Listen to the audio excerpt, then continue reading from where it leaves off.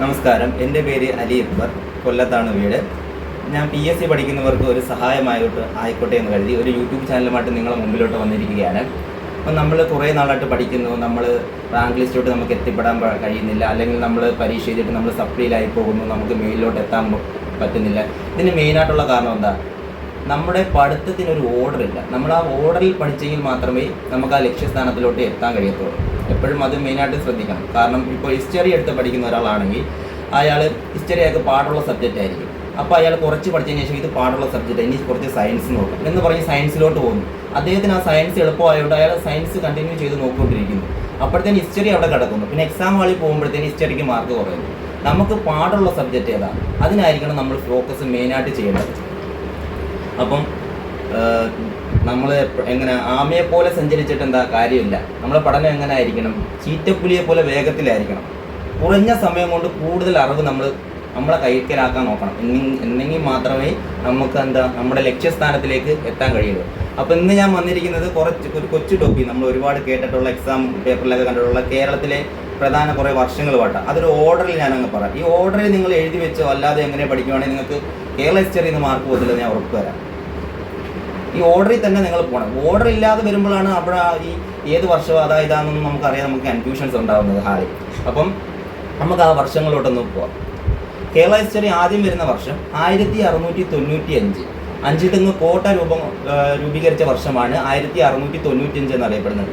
ഈ അഞ്ചുതെങ്ങ് കോട്ട സ്ഥിതി ചെയ്യുന്ന ജില്ല ഏതാണെന്ന് ചോദിച്ചാൽ നമ്മുടെ തിരുവനന്തപുരം ജില്ലയാണ്. ഈ അഞ്ചുതെങ്ങിന് വേറൊരു പ്രത്യേകതയുണ്ട്. എന്താ അറിയാവോ? നമ്മളെ സ്വദേശാഭിമാനി പത്രം വക്കം അബ്ദുൽ ഖാദർ മൗലവി പുറത്തിറക്കുന്ന എവിടെ നിന്നാണെന്ന് ചോദിക്കുകയാണെങ്കിൽ അഞ്ചുതെങ്ങിനാണ് പുറത്തിറക്കുന്നത്. അതുപോലെ തന്നെ അഞ്ചുതെങ്ങ് കലാപം നടന്ന വർഷം 1697 അഞ്ചുതെങ്ങ് കലാപം നടക്കുന്ന വർഷം. അത് കഴിഞ്ഞിട്ട് പിന്നെ കേരളത്തിലെ ആദ്യത്തെ ബ്രിട്ടീഷുകാർക്കെതിരെ കേരളത്തിൽ നടന്ന ആദ്യത്തെ കലാപമാണ് അഞ്ചുതെങ്ങ് കലാപം എന്നറിയപ്പെടുന്നത്. അത് കഴിഞ്ഞിട്ട് വരുന്ന വർഷം 1721 ആറ്റിങ്ങൽ കലാപമാണ്. ആറ്റിങ്ങൽ കലാപത്തിൽ വധിക്കപ്പെട്ട പോലീസ് ഉദ്യോഗസ്ഥൻ്റെ പേരെന്താ? ഗിൽഫോർഡ് എന്നായിരുന്നു ആറ്റിങ്ങൽ കലാപത്തിൽ വധിക്കപ്പെട്ട പോലീസ് ഉദ്യോഗസ്ഥൻ്റെ പേര്. ഈ ആറ്റിങ്ങൽ കലാപത്തെ തുടർന്ന് ഉണ്ടാക്കുന്ന ഉടമ്പടിയെ വിളിക്കുന്ന പേരാണ് വേണാട് ഉടമ്പടി. അത് നടക്കുന്നത് 1723. ഈ വേണാട് ഉടമ്പടിയിൽ ഒപ്പുവെച്ചത് ആരൊക്കെയായിരുന്നു ചോദിക്കുകയാണെങ്കിൽ അലക്സാണ്ടർ ഓമും നമ്മുടെ മാർത്താണ്ഡവർമ്മയും തമ്മിലാണ് 1723 വേണാട് ഉടമ്പടിയിൽ ഒപ്പുവെക്കുന്നത്. ഇതിനെ തുറന്നു വരുന്ന വർഷമാണ്, നമുക്ക് പഠിക്കേണ്ടതായിട്ടുള്ള വർഷമാണ് 1741 കുളച്ച യുദ്ധം. മാർത്താണ്ഡവർമ്മയും ഡച്ചുകാരും തമ്മിൽ നടന്ന യുദ്ധമാണ് കുളച്ച യുദ്ധം 1741. ആ ദിവസം നമ്മൾ മറന്നുപോയില്ല, ആഗസ്റ്റ് 10. ദിവസം എടുത്ത ഒരു എക്സാമിന് നേരത്തെ ചോദിച്ചായിരുന്നു. 1741 ആഗസ്റ്റ് 10 കുളച്ച യുദ്ധം നടക്കുന്നത്. നമുക്ക് പഠിക്കേണ്ട വർഷമാണ് 1750 ഒന്നാം തൃപ്പടിദാനം നടത്തിയ രാജാവാണ് മാർത്താണ്ഡവർമ്മ. അത് കഴിഞ്ഞിട്ട് നമുക്ക് വരുന്നത് 1766 രണ്ടാം തൃപ്പടിദാനം നടത്തിയ തിരുവിതാംകൂർ രാജാവ് ആരാന്ന് വെച്ചാൽ കാർത്തിക തിരുനാളാണ്. അത് കഴിഞ്ഞിട്ട് നമുക്ക് പഠിക്കേണ്ടതായിട്ടുള്ള വർഷം 1792 ശ്രീരംഗപട്ടണം ഉടമ്പടി. ടിപ്പു സുൽത്താനും ബ്രിട്ടീഷുകാരും തമ്മിൽ ഉണ്ടാക്കിയ ഉടമ്പടിയാണ് ശ്രീരംഗപട്ടണം ഉടമ്പടി. ബ്രിട്ടീഷുകാർക്ക് മലബാർ ലഭിക്കാൻ കാരണമായ ഉടമ്പടി ഏതാണെന്ന് ചോദിക്കുകയാണെങ്കിൽ അത് ശ്രീരംഗപട്ടണ ഉടമ്പടിയാണ് 1792. പഴശ്ശി കലാപം, ഒന്നാം പഴശ്ശി കലാപം 1793 to 97 ഒന്നാം പഴശ്ശി കലാപം. രണ്ടാം പഴശ്ശി കലാപം 1800 to 805 രണ്ടാം പഴശ്ശി കലാപം. 1805 നവംബർ 30 പഴശ്ശി രാജ വീരമൃത്യു വരിക്കുന്നത്. 1805 നവംബർ 30 പഴശ്ശി രാജ വീരമൃത്യു വരിക്കുന്നത്. 1809 ജനുവരി 11 കുണ്ട്ര വിളംബരം നടന്നതെന്നാണ് ചോദിക്കുകയാണെങ്കിൽ വേലുത്തമ്പുഴയുടെ നേതൃത്വത്തിൽ കുണ്ട്ര വിളംബരം നടന്നത് 1809 ജനുവരി 11. ആ ജനുവരി 11 4 ദിവസം മുമ്പോട്ടിട്ട് കൊടുത്ത് ജനുവരി 15 കരസേനാ ദിനം, ദേശീയ കരസേനാ ദിനം എന്നാണ് ചോദിക്കുകയാണെങ്കിൽ ജനുവരി 15 കരസേനാ ദിനം. ഇനി 1812 വരുന്ന പ്രധാനപ്പെട്ട 2 കാര്യങ്ങളുണ്ട്. ഒന്ന്, അടിമത്തം നിർത്തലാക്കിക്കൊണ്ട് റാണി ലക്ഷ്മിബായി വിളംബരം പുറപ്പെടുവിച്ചതെന്നാണ് ചോദിക്കുകയാണെങ്കിൽ 1812. അതുപോലെ തന്നെ 1812 കുറിച്യർ കലാപം നടന്ന വർഷം എന്നാണ് ചോദിക്കാറുണ്ട് 1812 തന്നെ. വട്ടത്തൊപ്പിക്കാരെ പുറത്താക്കുക എന്ന മുദ്രാവാക്യമായിട്ട് കുറിച്യർ നടത്തിയതാണ് 1812. അതിൻ്റെ നേതാവ് എപ്പോഴും ചോദിക്കും. 1812 കുറിച്യർ കലാപത്തിൻ്റെ നേതാവ് ആരാന്ന് ചോദിക്കുകയാണെങ്കിൽ രാമനമ്പിയാണ്. പിന്നീട് വരുന്ന വർഷം 1859 ചാന്നാർ ലഹള അല്ലെങ്കിൽ മാർമറക്കൽ ലഹള എന്നറിയപ്പെടുന്നത് 1859. മാർമറക്കൽ അല്ലെങ്കിൽ ചാന്നാർ ലഹള നടക്കുമ്പോൾ തിരുവിതാംകൂർ രാജാവ് ആരാന്ന് ചോദിക്കുകയാണ് ശ്രീമൂലം തിരുനാളാണ് ചാന്നാർ ലഹള നടക്കുമ്പോൾ തിരുവിതാംകൂർ രാജാവ്. ചാന്നാർ സ്ത്രീകൾക്ക് മാറുമറയ്ക്കാനുള്ള അനുമതി നൽകിയ തിരുവിതാംകൂർ രാജാവ് ആരാന്ന് ചോദിക്കുകയാണെങ്കിലും ശ്രീമൂലം തിരുനാളാണ്. അതുപോലെ തന്നെ കേരള റെയിൽവേ, കേരളത്തിൽ ആദ്യമായി ട്രെയിൻ ഓടിയ വർഷം 1861 കേരളത്തിൽ ആദ്യമായി ട്രെയിൻ ഓടിയത് 1861. അത് കഴിഞ്ഞ് നമുക്ക് പഠിക്കേണ്ട വർഷം 1865 പണ്ടാരപ്പാട്ട വിളംബരം നടന്ന വർഷം എന്ന 1865 പണ്ടാരപ്പാട്ട വിളംബരം നടക്കുന്നത്. അത് കഴിഞ്ഞിട്ട് നമുക്ക് പഠിക്കേണ്ടത് 1891 മലയാളി മെമ്മോറിയൽ, ബാരിസ്റ്റർ GP പിള്ളയുടെ നേതൃത്വത്തിൽ മലയാളി മെമ്മോറിയൽ നടന്നത് എന്നാന്ന് നോക്കുകയാണെങ്കിൽ 1891. അത് കഴിഞ്ഞിട്ട് ഈഴവ മെമ്മോറിയൽ നമുക്ക് 2 ഉണ്ട്. ഒന്നാം ഈഴവ മെമ്മോറിയൽ, രണ്ടാം ഈഴവ മെമ്മോറിയൽ. ഈഴവ മെമ്മോറിയൽ എന്ന് മാത്രം ചോദിക്കുകയാണെങ്കിൽ 1896 എഴുതിയാൽ മതി. ഈഴവ മെമ്മോറിയൽ നേതൃത്വം നൽകിയതാരാ? ഡോക്ടർ പൽപ്പ്. രണ്ടാം ഈഴവ മെമ്മോറിയൽ എന്ന് ചോദിക്കുകയാണെങ്കിൽ രണ്ടാം ഈഴവ മെമ്മോറിയൽ നടന്ന വർഷം 1900, അത് തിരിഞ്ഞു പോകലും. അതുപോലെ തന്നെ ഒന്നാം ഈഴവ മെമ്മോറിയലും മലയാളി മെമ്മോറിയലും സമർപ്പിക്കുന്നത് തിരുവിതാംകൂർ രാജാവായ ശ്രീമൂലം തിരുനാളിനാണ് സമർപ്പിക്കുന്നത്. രണ്ടാം ഈഴവ മെമ്മോറിയൽ ആർക്കാന്ന് നോക്കുകയാണെങ്കിൽ സമർപ്പിച്ച കഴ്സൺ പ്രഭുവിനാണ്. ഒന്നാം ഈഴവ മെമ്മോറിയലും മലയാളി മെമ്മോറിയലും സമർപ്പിക്കുന്നത് ശ്രീമൂലം തിരുനാളിനും. രണ്ടാം ഈഴവ മെമ്മോറിയൽ സമർപ്പിക്കുന്നത് ആർക്കാന്ന് ചോദിക്കുകയാണെങ്കിൽ കഴ്സൺ പ്രഭുവിനുമാണ് രണ്ടാം ഈഴവ മെമ്മോറിയൽ സമർപ്പിക്കുന്നത്. പിന്നെ വരുന്നത് നമുക്ക് കുറേ സംഘടനകളാണ്. 1903 SNDP രൂപം കൊണ്ട വർഷം 1903. അതുപോലെ തന്നെ 1904 ശ്രീമൂലം പ്രജാസഭ നിലവിൽ വരുന്നത് 1904. 1905 വക്കം അബ്ദുൽ ഖാദർ മൗലവി സ്വദേശാഭിമാനി പത്രം പുറത്തിറക്കിയ വർഷം 1905. 1906, 7, 8 അടുപ്പിച്ച് 3 നവോത്ഥാന നായകന്മാരുടെ സംഘടനകളാണ് വരുന്നത്. 7, 8, 9. 1907, 8, 9. 7 സാധുജന പരിപാലന സംഘം അയ്യങ്കാളി.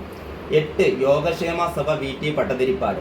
9 പ്രത്യക്ഷരക്ഷാ സഭ പൊയ്കേൽ യോഹനൻ അല്ലെങ്കിൽ കുമാര ഗുരുദേവൻ. അത് കഴിഞ്ഞ് നമുക്ക് പഠിക്കേണ്ടത് 1910 നമ്മുടെ സ്വദേശാഭിമാനി രാമകൃഷ്ണപിള്ളയെ നാട് കടത്തിയ വർഷം 1910. അത് കഴിഞ്ഞിട്ട് 1912 നെടുമങ്ങാട് ചന്തലഹള നടന്ന വർഷം 1912. അത് കഴിഞ്ഞിട്ട് പണ്ഡിറ്റ് കറുപ്പൻ്റെ നേതൃത്വത്തിൽ കായൽ സമ്മേളനം നടന്ന വർഷം 1913. പണ്ഡിറ്റ് കറുപ്പൻ്റെ നേതൃത്വത്തിൽ കായൽ സമ്മേളനം നടന്ന വർഷം എന്താണെന്ന് ചോദിക്കുകയാണെങ്കിൽ 1913. NSS അടുത്തത് വരുന്ന 1914. NSS രൂപം കൊണ്ട വർഷം 1914 NSS രൂപം കൊള്ളുന്നത്. 1915 പെരിനാട് ലഹള, ഊരുട്ടമ്പല ലഹള എന്നീ ലഹളകൾ നടന്ന വർഷം 1915. അത് കഴിഞ്ഞിട്ട് 1921 വരുന്ന പ്രധാന കാര്യങ്ങൾ എന്ന് പറയാം വാഗൺ ട്രാജഡിയും മലബാർ കലാപവും നടക്കുന്നത് 1921. 1924 നിങ്ങളൊരു 4 കാര്യങ്ങൾ ഉറപ്പായിട്ട് ഓർത്തിരിക്കണം. 1 വൈക്കം സത്യാഗ്രഹം നടന്ന വർഷം 1924. ചട്ടമ്പി സ്വാമി സമാധിയായ വർഷം 1924. ശ്രീനാരായണ ഗുരു സർവമത സമ്മേളനം വിളിച്ച വർഷം 1924. ഗാന്ധിജി ആദ്യമായി INC പ്രസിഡന്റായ വർഷം 1927. അപ്പോൾ ഏതൊക്കെ കാര്യങ്ങളാണ് 1924 വെച്ച്? വൈക്കം സത്യാഗ്രഹം നടന്നത് 1924. അതുപോലെ തന്നെ ശ്രീനാരായണ ഗുരു സർവമത സമ്മേളനം വിളിച്ചത് 1924. ചട്ടമ്പി സ്വാമി സമാധിയായത് 1924. ഗാന്ധിജി ആദ്യമായി INC പ്രസിഡന്റായ വർഷം 1924. പിന്നീട് നമുക്ക് വേണ്ടത് 1930. 1930 എന്താ? ഉപ്പു സത്യാഗ്രഹം നടന്നത് 1930. അത് കഴിഞ്ഞിട്ട് 1931 ഗുരുവായൂർ സത്യാഗ്രഹം നടന്നത് 1931. ഈ 1931 ഗുരുവായൂർ സത്യാഗ്രഹം നടക്കുമ്പോൾ തന്നെയാണ് യാചനയാത്ര നടക്കുന്നത്. VT പട്ടതിരിപ്പാടിലെ യാചനയാത്ര നടന്ന വർഷം ചോദിക്കുവാണെങ്കിലും 1931. 7 ദിവസം വരെ യാചനയാത്ര നീണ്ടുനിന്നു. എത്ര ദിവസം വരെ നീണ്ടുനിന്നു? 7 ദിവസം വരെ യാചനയാത്ര നീണ്ടുനിന്നു.